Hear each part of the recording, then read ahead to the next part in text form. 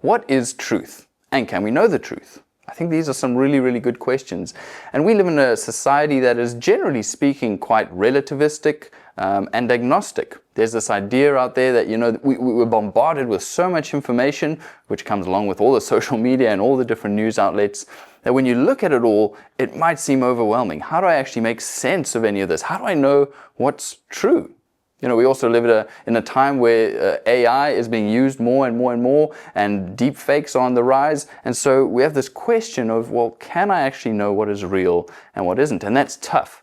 So I do understand the struggle that comes and why this question actually arises. So what is truth, actually? Big concept, I suppose. But to me, truth is simply just telling it like it is. Next question would be, well, do we have access? Or how do we test what is true? How do we know the way that things actually are? Well, I think there's several ways, but here are just a couple of thoughts.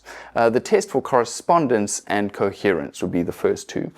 Correspondence. Are the things that I'm saying, the claims that are being made, do they actually align with the reality that we see around us?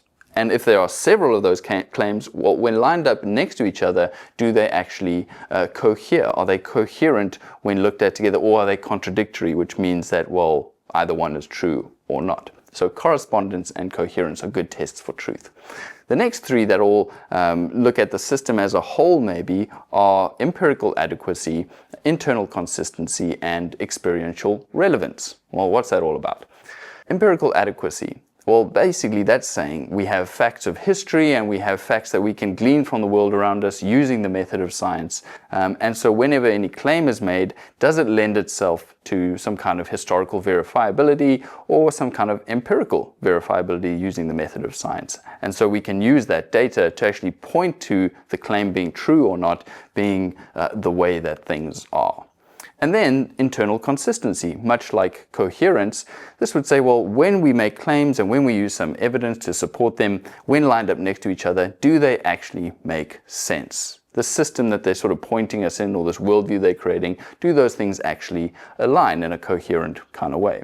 And then the third, experiential relevance. I think that the Bible, the Christian worldview, explains the human condition better than anything else. What do I mean by that?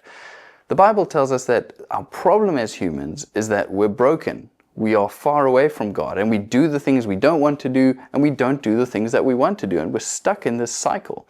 And so the solution to that is not that we can work our way up and be better. I think you look at the world around us and we can see that, well, we're just not doing that well if that's the case. But instead, what the Bible teaches is that God sees us in that state, and He Himself steps in to win us back to Himself, to deal with our brokenness and actually reunite us to Him so that we can be the kind of people that we're supposed to be. We can be the creatures that He's made us to be and live in the right way, which is in community with Him. And so I think truth exists. I think the Bible is true. And I think that Jesus is right when He claims to be the way, the truth, and the life.